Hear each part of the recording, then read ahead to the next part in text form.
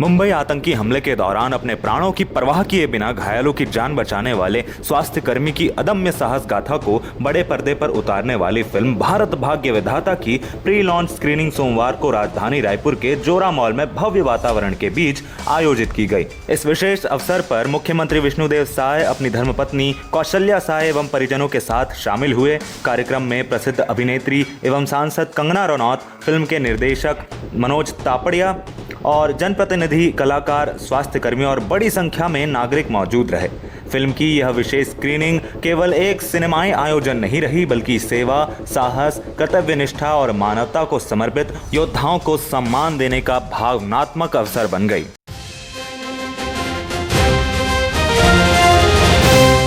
प्रधानमंत्री नरेंद्र मोदी के नेतृत्व में केंद्र सरकार के सेवा, सुशासन और जन कल्याण के 12 वर्ष पूर्ण होने के अवसर पर भारतीय जनता पार्टी महिला मोर्चा प्रदेश भर में विशेष धार्मिक एवं जन जागरण कार्यक्रम आयोजित करेगा।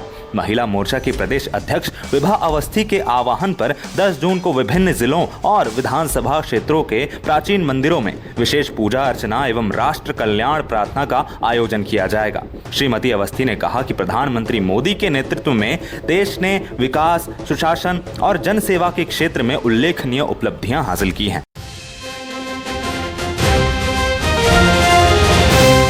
भारतीय जनता पार्टी के प्रदेश अध्यक्ष किरण देव ने प्रधानमंत्री नरेंद्र मोदी के नेतृत्व में केंद्र सरकार के 12 वर्ष पूर्ण होने पर उन्हें बधाई देते हुए कहा कि यह कार्यकाल सेवा, सुशासन, गरीब कल्याण और राष्ट्र निर्माण के नए मानक स्थापित करने वाला रहा है। उन्होंने कहा कि पिछले 12 वर्षों में भारत ने विकास, आत्मनिर्भरता और वैश्विक प्रतिष्ठा के क्षेत्र में अभूतपूर्व उपलब्धियां हासिल की हैं।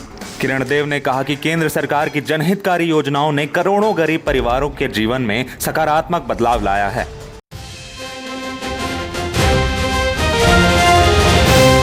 छत्तीसगढ़ माध्यमिक शिक्षा मंडल यानी CGBSE ने शैक्षणिक सत्र 2026-27 के लिए हायर सेकेंडरी और हाई स्कूल की परीक्षा शुल्क में महत्वपूर्ण बढ़ोतरी की घोषणा कर दी है। मंडल की कार्यपालिका और वित्त समिति की बैठकों के बाद यह संशोधित आदेश जारी कर दिया गया है। नई दरों के अनुसार परीक्षा के विभिन्न मदों में पहले से अब छात्रों को अधिक शुल्क देना होगा। इस बढ़ोतरी से राज्य के हजारों छात्रों पर आर्थिक बोझ बढ़ने की संभावना है। खासकर स्वाध्यायी और विलंब शुल्क देने वाले छात्रों पर इसका सीधा असर पड़ेगा।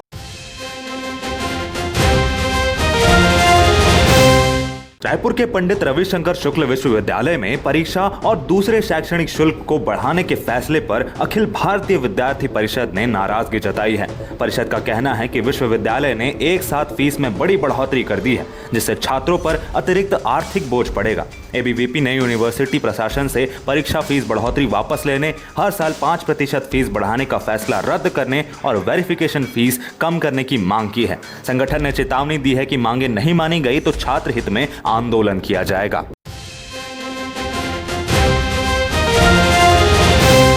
कोरबा जिले के बालको थाना क्षेत्र अंतर्गत निवासी एक नाबालिग युवती को अश्लील वीडियो दिखाकर ब्लैकमेल किए जाने का मामला सामने आया है। पीड़िता के परिजनों ने बालको थाना पहुंचकर शिकायत दर्ज कराई, जिसके बाद पुलिस ने तत्काल कार्यवाही करते हुए मामले में 10 युवकों के खिलाफ अपराध दर्ज कर उन्हें गिरफ्तार कर लिया। मिली जानकारी के अनुसार आरोपियों पर नाबालिग को मानसिक रूप से प्रताड़ित करने और अश्लील सामग्री के माध्यम से ब्लैकमेल करने का आरोप लगाया।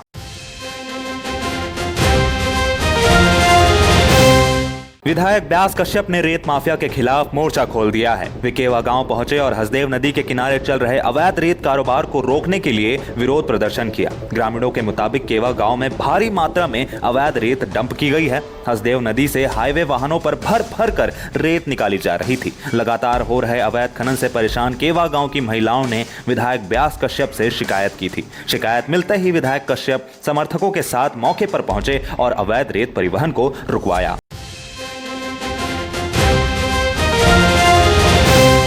मेजबान भारत ने रायपुर के EKA अरीना में आयोजित पहली विश्व योगासन चैंपियन 2026 के तीसरे दिन भी अपना शानदार प्रदर्शन जारी रखा। भारत ने अब तक कुल 22 स्वर्ण, 1 कांस्य पदक और 5 रजत जीतकर पदक तालिका में अपनी बढ़त और मजबूत कर ली है। भारतीय खिलाड़ियों ने लगभग सभी आयु वर्गों और स्पर्धाओं में बेहतरीन प्रदर्शन करते हुए योगासन को एक वैश्विक खेल के रूप में स्थापित करने की दिशा में मजबूत संदेश दिया है।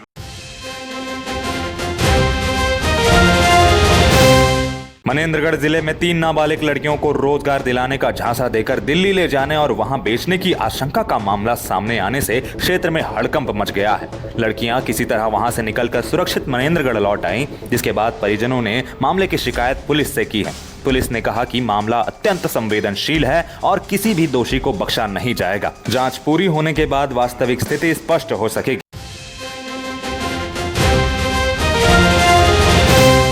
छत्तीसगढ़ में पिछले 30 घंटे के भीतर हाथी के हमले में 4 लोगों की मौत हो गई। बलरामपुर में मंगलवार सुबह जंगल जा रहे पति पत्नी को हाथी ने कुचलकर मार डाला। इस घटना के बाद वन विभाग ने निगरानी बढ़ा दी है।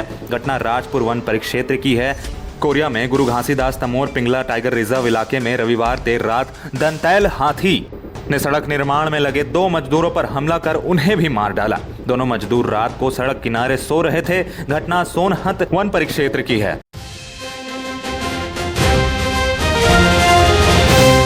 कोरबा के दिपका कोयलांचल क्षेत्र में कार्यरत ठेका company Kalinga commercial corporation limited KCCL के खिलाफ श्रमिकों का आक्रोश सोमवार को खुलकर सामने आया। कंपनी पर श्रम नियमों के उल्लंघन, निर्धारित मजदूरी नहीं देने और श्रमिकों के अधिकारों का हनन करने का आरोप लगाते हुए बड़ी संख्या में मजदूर अर्धनग्न होकर south eastern coal field limited SECL Dipka क्षेत्र के महाप्रबंधक कार्यालय पहुंचे और अपनी मांगों को लेकर ज्ञापन सौंपा।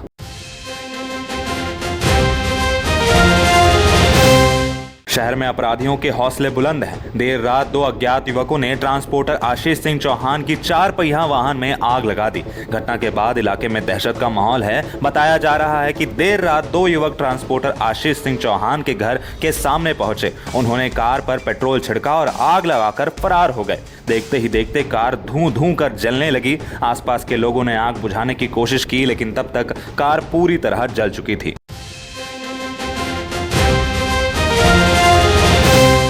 प्रदेश में जन समस्याओं के त्वरित और पारदर्शी निराकरण के दिशा में एक नई पहल करते हुए मुख्यमंत्री विष्णुदेव साय ने मंगलवार को सीएम हेल्पलाइन 1076 का शुभारंभ किया। इस व्यवस्था के माध्यम से नागरिक अपनी शिकायतें, सुझाव और मांगे सीधे सरकार तक पहुंचा सकेंगे। हेल्पलाइन के शुरू होते ही कोरबा जिले में पहले दिन 32 आवेदन प्राप्त हुए, जिनमें पेयजल, सड़क, भूमि और विद्युत व्यवस्था से जुड़ी समस्याएं प्रमुख रहीं। यदि शिकायतों के समाधान की प्रक्रिया प्रभावी और पारदर्शी बनी रही तो यह पहल सुशासन को मजबूत करने और जनता के भरोसे को बढ़ाने का महत्वपूर्ण माध्यम साबित हो सकती है।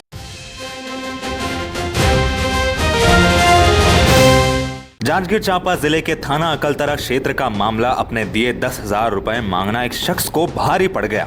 आरोपी ने गाली गलौज करते हुए टांगी से हमला कर प्रार्थी का दाहिना कान काट दिया। मामले की गंभीरता को देखते हुए पुलिस अधीक्षक विजय कुमार पांडे आईपीएस के निर्देशन में थाना अकलतरा पुलिस ने महज 24 घंटे के भीतर आरोपी शनि केवट को गिरफ्तार कर घटना में प्रयुक्त लोहे की टांगी जब्त कर न्यायिक रिमांड पर भेजा गया।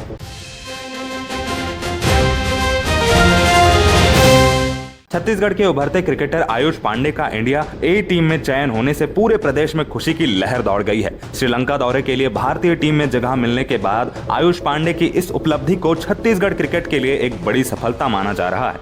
आयुष पांडे के इंडिया ए टीम में चयन पर छत्तीसगढ़ के वित्त मंत्री ओपी चौधरी ने उन्हें हार्दिक बधाई देते हुए उज्जवल भविष्य की शुभकामनाएं दी हैं। उन्होंने कहा कि यह उपलब्धि आयुष की कड़ी मेहनत, अनुशासन, समर्पण और बेहतरीन क्रिकेट कौशल का परिणाम है। कोरबा में अपराधियों और असामाजिक तत्वों पर शिकंजा कसने के लिए कोरबा पुलिस ने सजग कोरबा सतर्क कोरबा अभियान के तहत शुक्रवार रात विशेष कार्रवाई की। जिले भर में गुंडे और निगरानी बदमाशों के घरों व संभावित ठिकानों पर पहुंचकर पुलिस टीमों ने सघन सत्यापन अभियान चलाया। पुलिस अधीक्षक के निर्देश पर प्रशिक्षु उप निरीक्षकों की अलग अलग टीमों ने बदमाशों की गतिविधियों, वर्तमान मूवमेंट, आय के स्रोत और जीवन शैली की गहन जाँच की।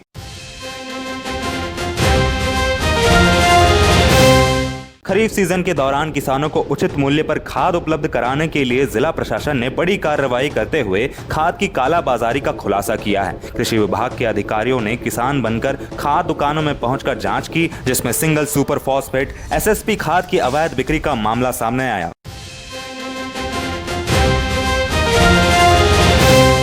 भारतीय जनता युवा मोर्चा के प्रदेश अध्यक्ष राहुल टिकरिहा ने कांग्रेस और उसके नेताओं पर तीखा हमला बोलते हुए कहा है कि युवाओं के भविष्य से जुड़े गंभीर विषयों को लेकर कांग्रेस केवल राजनीतिक प्रदर्शन और मीडिया प्रबंधन में लगी हुई है। उन्होंने आरोप लगाया कि नीट पेपर लीक मामले को लेकर कुछ कांग्रेस नेता जिस प्रकार प्रदर्शन कर रहे हैं वह छात्रों के हितों से अधिक राजनीतिक लाभ लेने की कोशिश प्रतीत होती है। टिकरिहा ने कहा कि देश के युवाओं के भविष्य को लेकर केंद्र सरकार पूरी गंभीरता से कार्य कर रही है।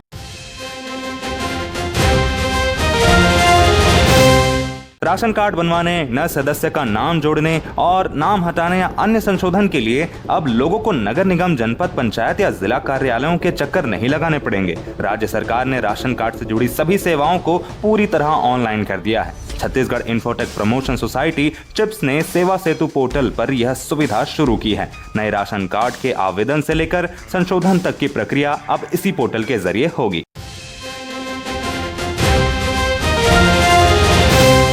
भारतीय कम्युनिस्ट पार्टी सीपीआई के राष्ट्रीय आह्वान पर जिला इकाई द्वारा आईटीआई तानसेन चौक पर धरना प्रदर्शन आयोजित किया गया। पेट्रोल, डीजल, रसोई गैस, बिजली दरों व अन्य आवश्यक वस्तुओं की बेतहाशा मूल्य वृद्धि के विरोध में सैकड़ों की संख्या में कार्यकर्ता, किसान, मजदूर व आम जन सड़कों पर उतरे और केंद्र राज्य सरकार के खिलाफ जमकर नारेबाजी की।